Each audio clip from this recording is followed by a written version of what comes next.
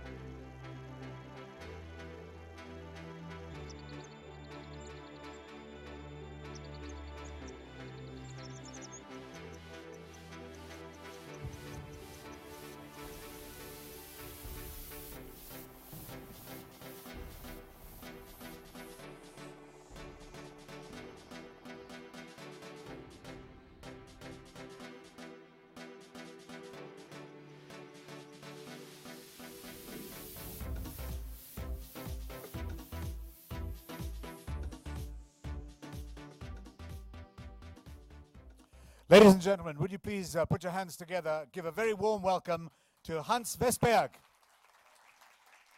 you. Welcome to Cannes. Thank you very much. Can you hear me? Good afternoon or good evening, I have to say.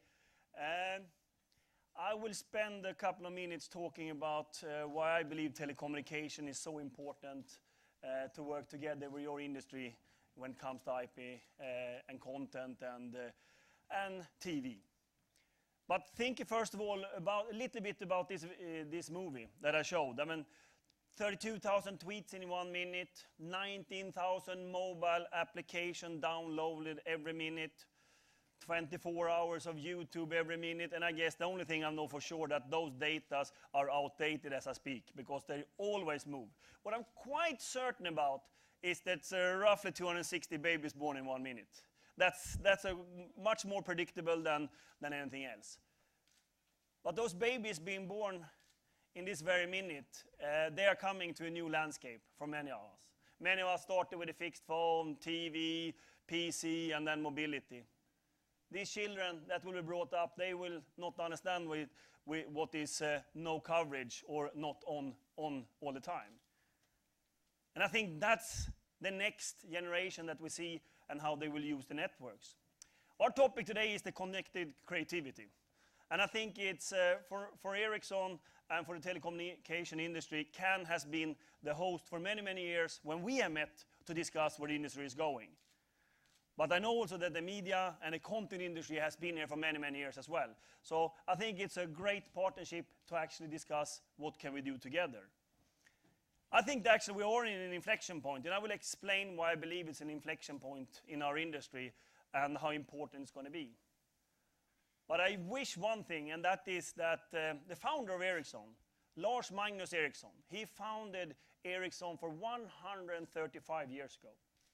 And he had a vision 135 years ago, and that is communication is a basic human need. Communication is a basic human need, 135 years ago.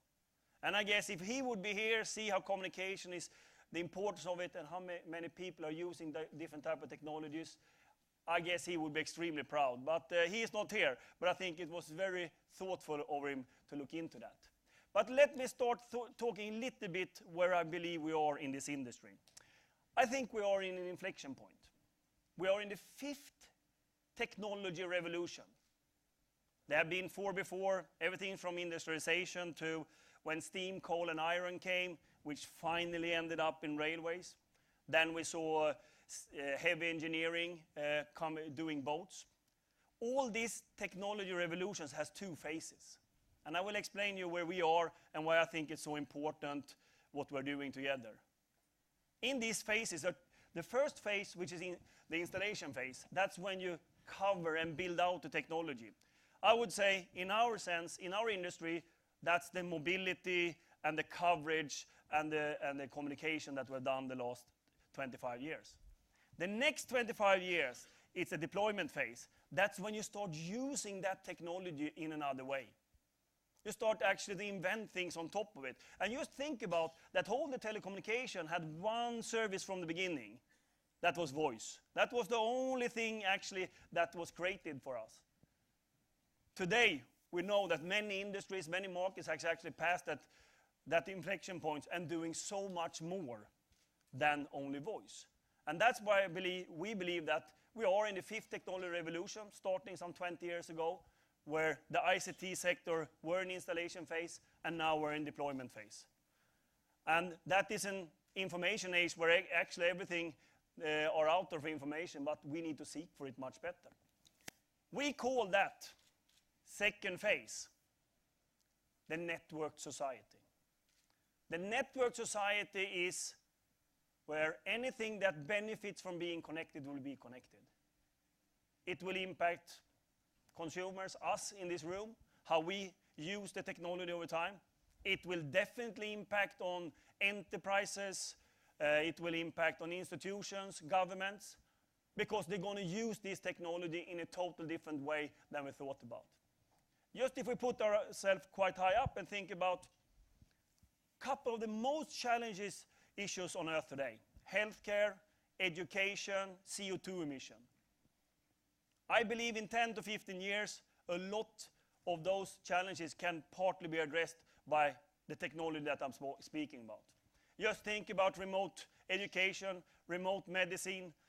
Think about traffic management of cars.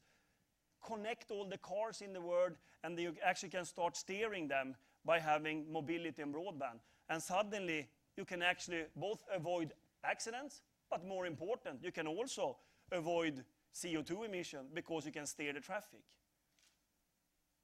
That's what's happening in this industry in the deployment phase. In the installation phase, it was much more about just getting out and using it. Now we see so many other industries thinking about how can we cooperate, how can we work, and using the technology that has been innovative. We, in this world, in a network society, we have a vision by 2020. It's going to be some 50 billion connected devices. 50 billion connected devices. And that will be everything from a mobile phone, of course, to a smartphone, to a tablet, to special devices for healthcare, for cars being connected. Because they will have the chance to actually transform their industries or their business or their personal business by using technology. And of course, in this world, technology is going to be important, the networks that are going to carry all of this. But I think the reason why we believe the network society will happen and the 50 billion connected devices is going to happen is because of the three pillars that I will talk about: mobility, broadband, and the cloud. Those are the three forces, and if you put them together, then suddenly you're going to have things that we never thought about before. And I will go through them quickly. What do we see in mobility worldwide? What do we see in broadband and the cloud? And then, of course, coming back to what does it mean for content, TV, which is, of course, gluing it all together. So starting with mobility. It took 100 years to get 1 billion places connected, fixed line. It took 25 years to get 5 billion mobile subscribers. When we ended last year, it was 5.3 billion people on Earth having a mobile phone, or actually some of them probably had more than one subscription. It will not stop there. We believe that by 2015, it's going to be 8 billion mobile subscriptions. And for the ones that are good counting, understands that that's more people than we have on Earth today.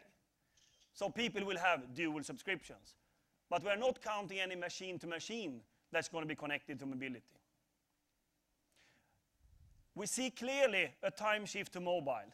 We see, and you probably are a lot into content and internet, etc. We see that users taking a fixed line service to mobility are using it even more. In Japan recently we saw social networks actually using 85% of the social network on the mobile phone. Moving it all hours, so they have a time shift to mobile.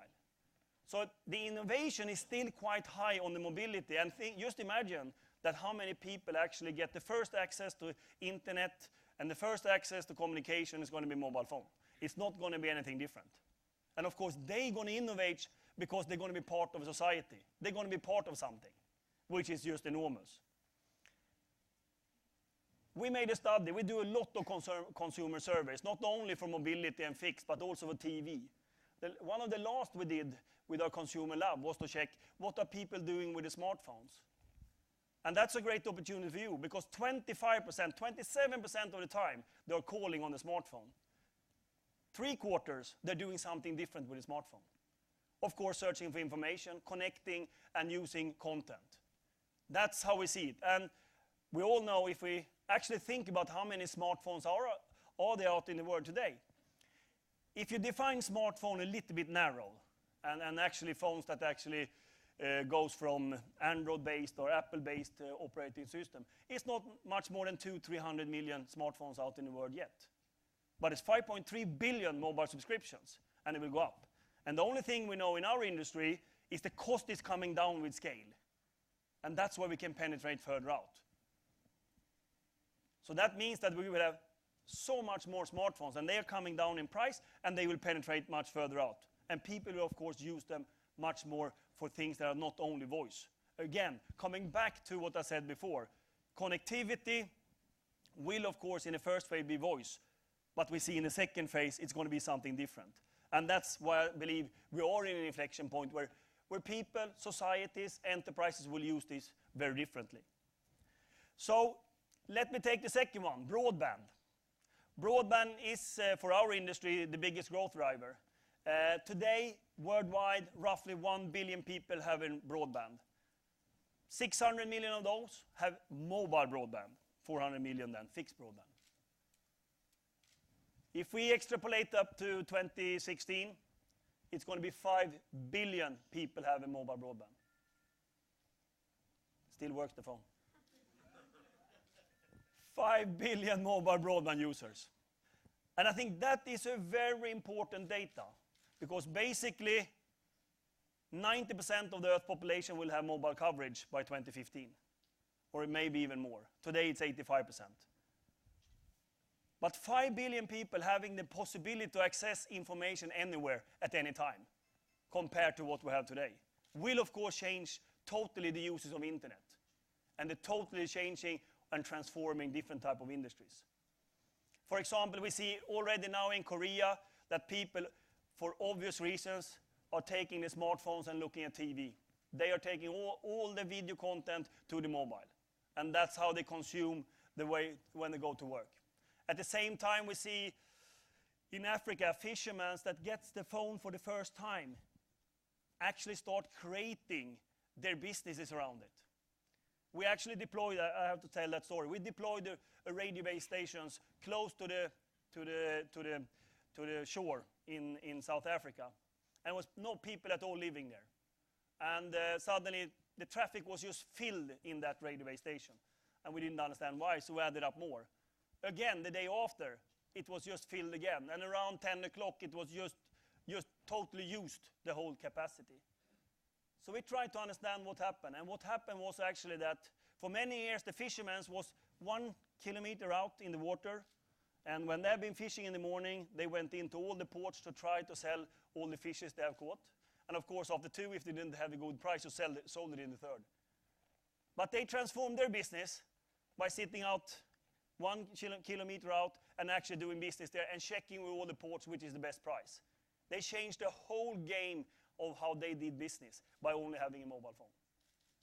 So the innovation on top of this is just our imagination is the limit, what can be done on mobile phones.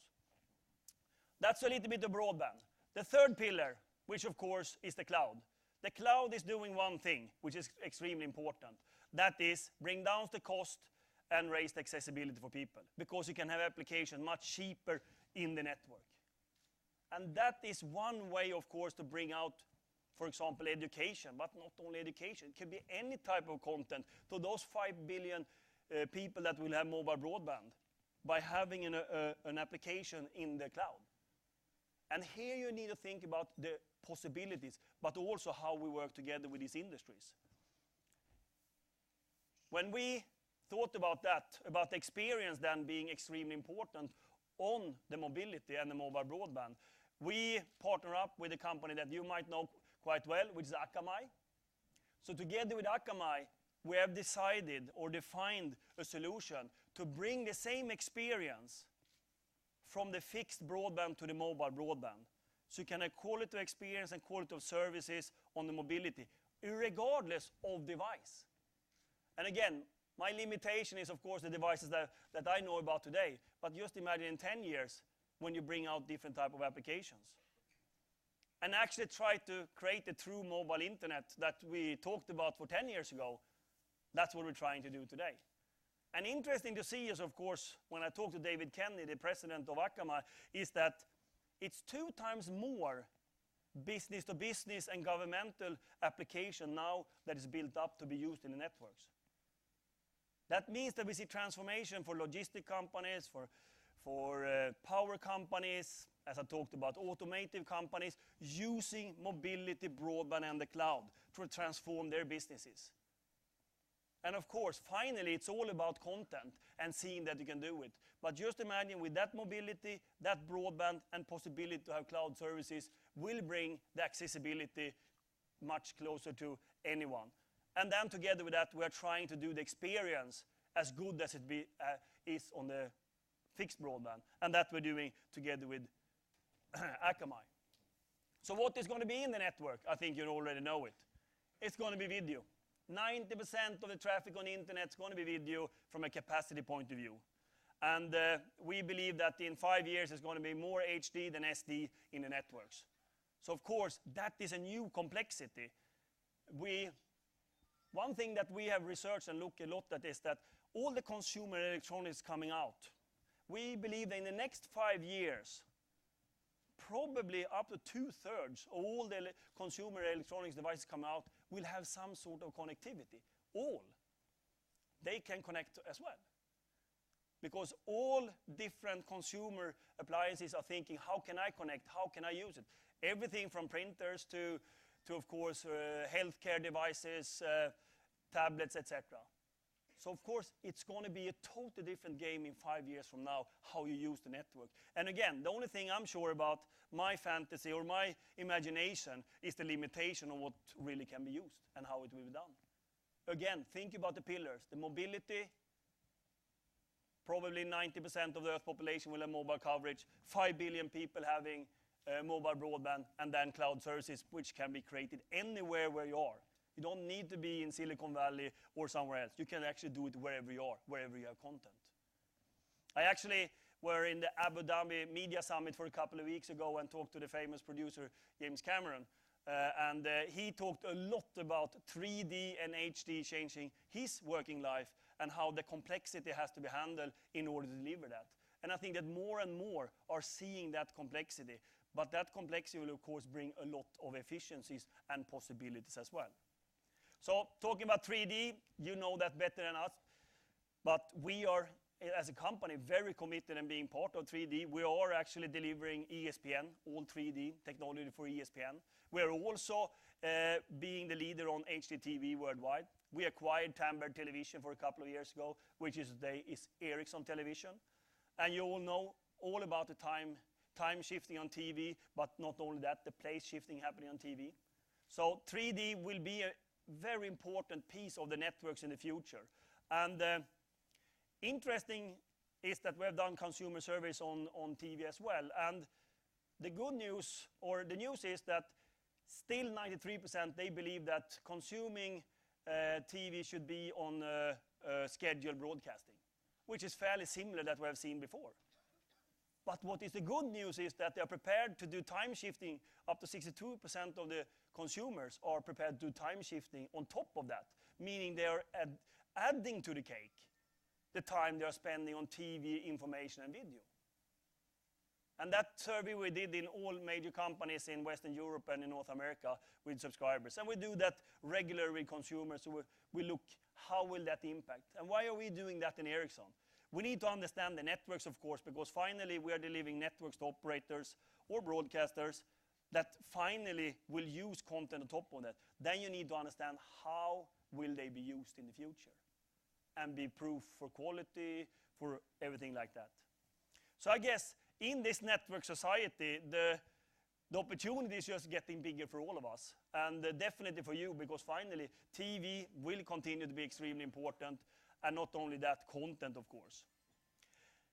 So creativity in that sense will come from different angles, and Stephen Johnson, which created the book called Where Good Ideas Come From, he talks a lot about that ideas and innovation is not necessarily coming from one idea and one person.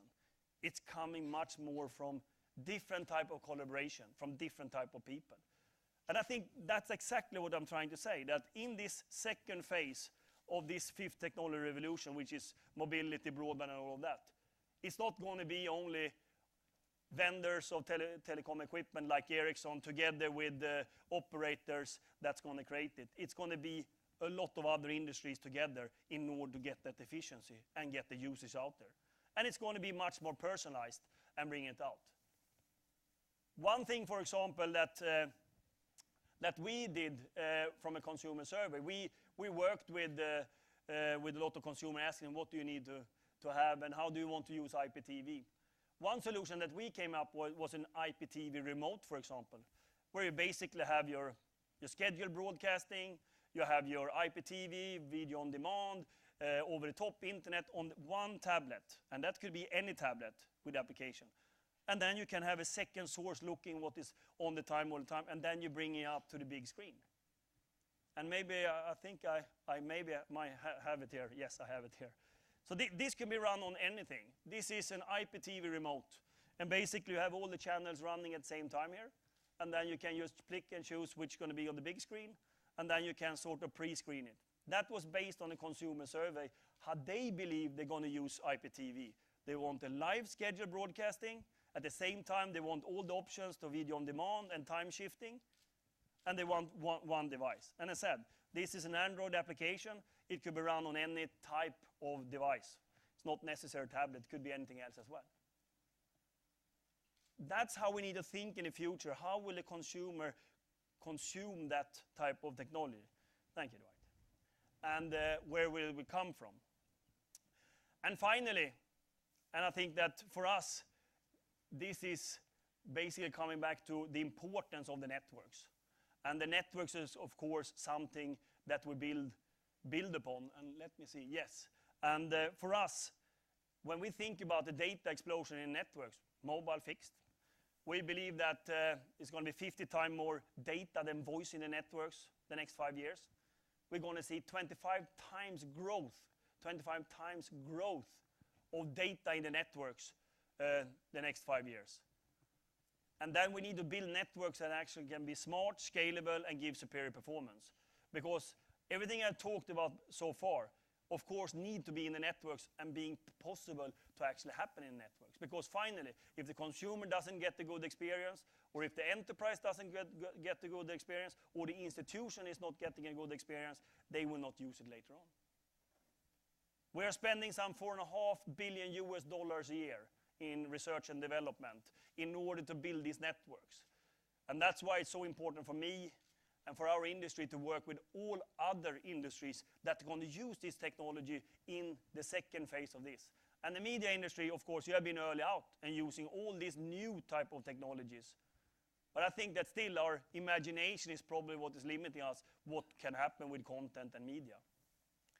So that brings me just to summing it up, talking about the network society, which we are passing or we are in the middle of the inflection point, where everything that benefits from being connected will be connected. We're going to see some 50 billion connected devices. And the three forces is mobility, broadband, and the cloud. That will definitely make a difference.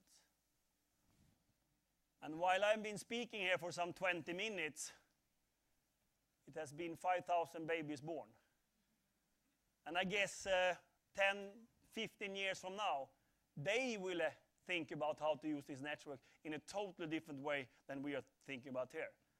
So I think that we should be excited of the opportunities we have together as industries and how we can evolve and using connectivity, mobility, broadband, and the cloud to change people's lives, change enterprises, change institutions, and also impact on society. Thank you very much.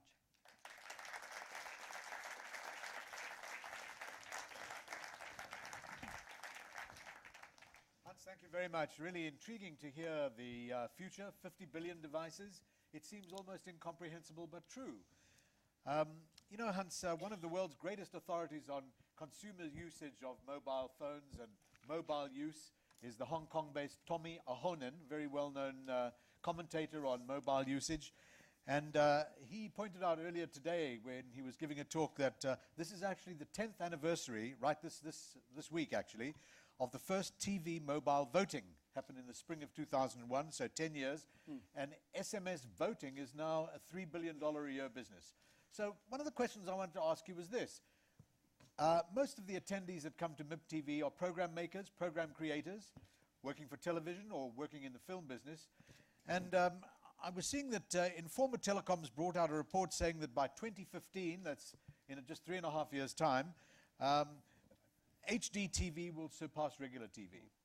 So can you give us some pointers as to the kind of things that you feel will aid the television industry in terms of how they can also find ways to develop revenue streams that are not traditional television revenue streams?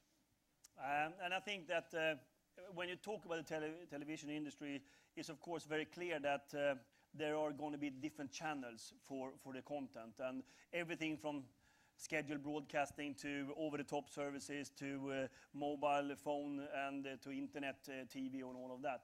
And I think that the change we're seeing right now, and here of course many of you are exploring it, is twofold. One is getting the content out to all different type of channels. The second is to actually start to get target groups. I mean, you can start micro-segmenting quite a lot in your views of the consumers when you're going to see how they're consuming and what they're consuming. And then, of course, adding to that mobility services in order to get interactivity on that service, especially real-time services. And I think that, as you said yourself, I mean, SMS is a pretty simple solution, and now it's a 3 billion business a year. And I think that we're going to see much more of that usage of different type of channels. And I think that the reason why we are into it is not only because we think that technology and the products we have is important, it's also that we think we can manage that complexity. And we are running TV stations all around this world as well, because it is coming together much more, the media and the telecoms, and you cannot sort of just choose one because the consumers going to want to have all of them. So what you're saying is that if you're a television maker, creatively, you'd be making a program that you feel has got a market, obviously if you've got to sell it at a place like MIPTV.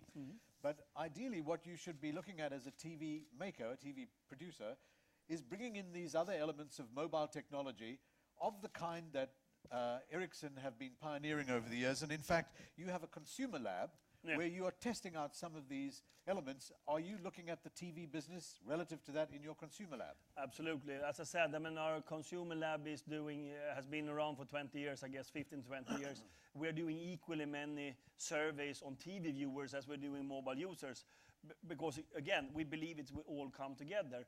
And of course, again, when you have a content, you need to think about how you can market it in different type of channels and different type of strategies for those channels. But again, I think that the people sitting in this room, they probably know that better than me.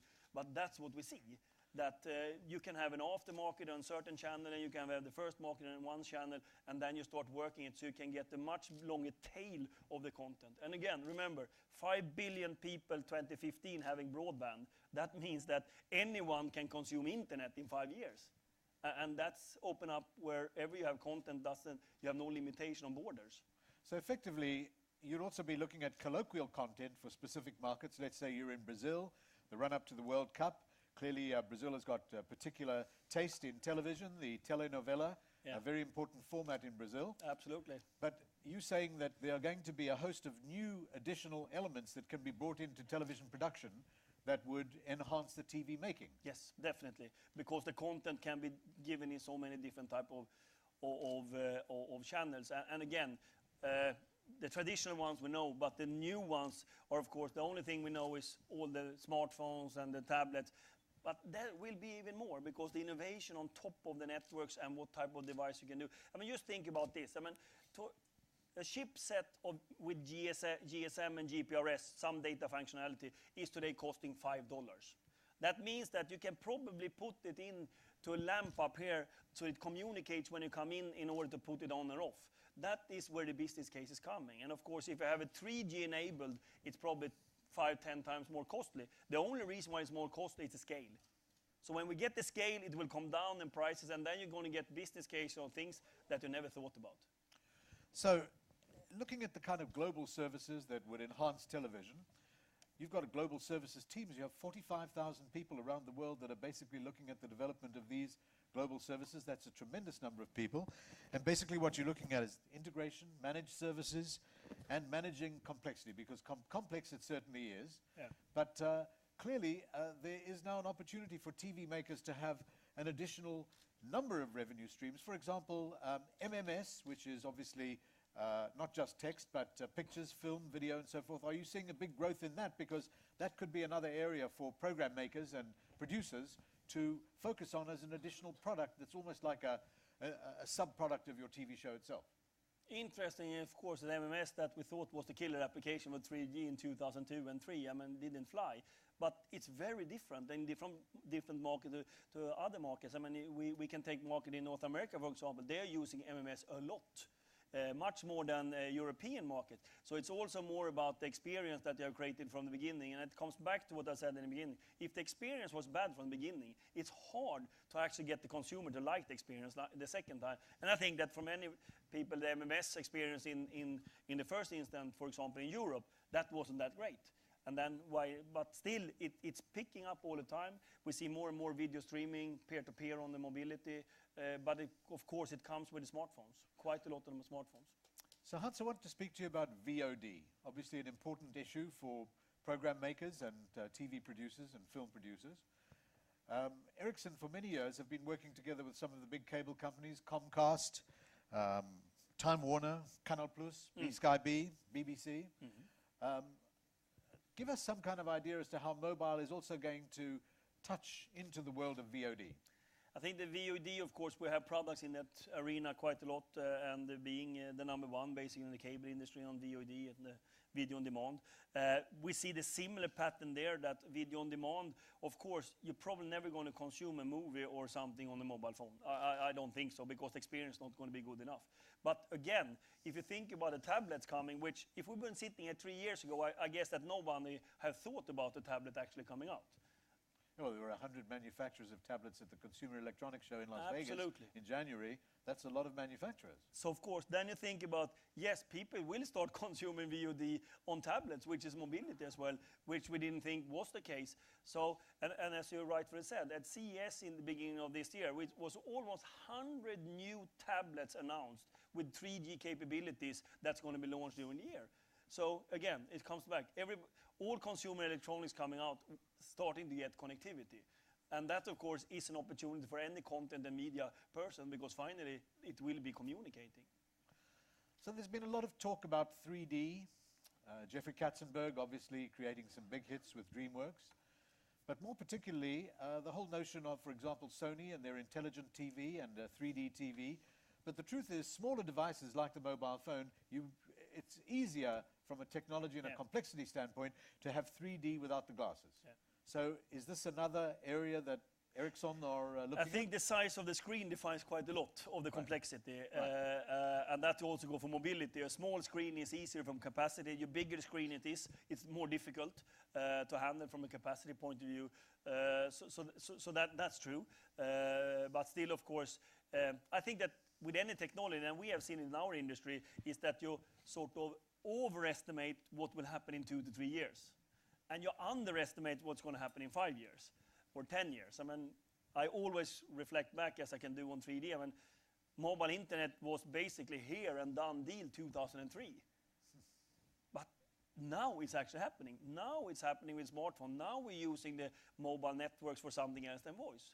And that's far later than we expected. But it's much bigger than we ever expected it to be. And the usage, of course, is going up dramatically in the networks. So in the developing countries like India, for example, the fastest growing mobile market in the world, the whole notion of their entertainment content being eaten, so to speak, in the rural areas and outside of the cities, this is all part of, when you look at developing markets and see the link between television, technology and complexity, this is an area that you feel absolutely comfortable in because you're bringing both solutions and also new tools for the TV producers to have a revenue generation from a source they wouldn't have thought of a few years ago. Definitely, and I think that, of course, it's a fantastic development in countries like India, China, etc.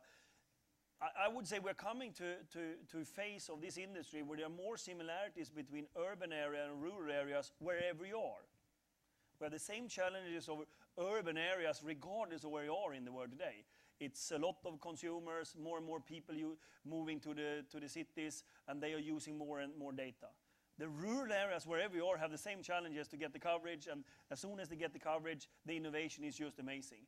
But of course, in a country like India, I mean, the main or the majority of the population will start with a mobile phone. That's the first time they communicate. And I can tell you, having been out all around the world, it's amazing to see when people get a mobile phone or a connected device to the mobile network. It's not obvious that they will start calling on it. I mean, for us it was obvious. I mean, this is something you call on. It's more obvious that they start looking for information and sending information. And then, by the way, I can call someone as well. So the whole paradigm is changing. And of course, with a very young generation in many of these countries, they will innovate on top of it. And particularly where we're seeing the emergence of cheaper smartphones. The iPhone has only got a 2% penetration worldwide. But yet in India, Micromax, a small smartphone manufacturer with a much cheaper phone, is accelerating the use of smartphones in a big country like that, 1.2 billion people. Yeah. No, as I said again, it's all about scale. The scale will bring down the cost and the penetration will go further. It's a reason why we have 5.3 billion mobile subscriptions in our industry, because basically it's the same standard and same phone. All of you coming from different countries and all the world, you can just bring your phone here to France and it's working. Hopefully very well. So it is a scale, it's a market-based solution, the whole telecommunication, where very limited regulation. What is limited is spectrum. The rest is sort of... That's finite. That's a little bit finite, and it needs to be some harmonization. But it's a market-based solution that doesn't need regulation across borders. So a cousin of the television industry is the advertising industry. Obviously, television programming needs advertising, drives audience. Do you also work together with the big ad agency groups to look at ways in which you might be able to help them bring complexity and simplicity into the advertising business so that this marries almost naturally into film and TV production? Natural for a company like Ericsson in more than 170 countries is to build sort of infrastructure that can enable this. So of course we have a mobile advertising platform that could be put in and people can start using it. So we do white label sort of cloud services in order for many people to replicate it in order to get down the cost. So yes, we have a mobile advertising that will be launched with many operators, which then can use it to getting in content providers on top of it. Then we also have content settlement, so you make the content settlement a billing generator, so to say. So can you give us just an example of 2 or 3 things that you are working on? We won't mention it to anybody outside this room. It's top secret, of course. But if you could just give us a couple of things that you feel might be not necessarily game changers, but new additives that would have value to the television production and television creation community. Oh, I can start with one. We have launched very recently something called PC as a service. And suddenly, I mean, we have been struggling for a long time to get the PC price down so everybody can have it. We have done it the other way. We're using the cloud. We're using the mobility and the broadband. And suddenly you have basically a dumb receiver only, which is a screen. And all the maintenance, storage, upgrades, softwares, and everything is in the cloud. And then, of course, think about how far you can penetrate it out. We started doing that in Africa for education, meaning that we brought education out. But that can be done for any type of content that can be brought out. And again, it's built on these pillars. And then, of course, that's one thing that we have been doing recently. We have also enabled mobile payment platforms or remittance, because finally the phone is a mobile wallet more than a bank account. I think all of it is enabling sort of usage on top of it for content users, operators, to actually seeing that the usage is going up and it's have quality of service. So obviously education is a natural pathway for where this is going. Same applies to healthcare and wellness. Even a television personality like Deepak Chopra getting involved in the space. But also, the other thing, of course, is that if we look at the rise of smartphones, your bet over the next couple of years is that smartphone penetration is going to increase quite considerably, which also means that the resolution, almost HD quality on your device, is something in the next 3 to 5 years that will be pretty standard. Yeah, the silicon and for the mobile phones and the smartphones will have that quite soon, HD quality. So yes, definitely that will happen. So they will be enabled, the smartphones and the tablets, all of them, to actually bring HDTV or HD solution on anything. So that's happening. And we can see that in the silicon already done now and going out in phones. Again, it's about scale. I mean, you always talk about technology being here, then of course you need a consumer to have it, and that takes some time. But the technology is here for that.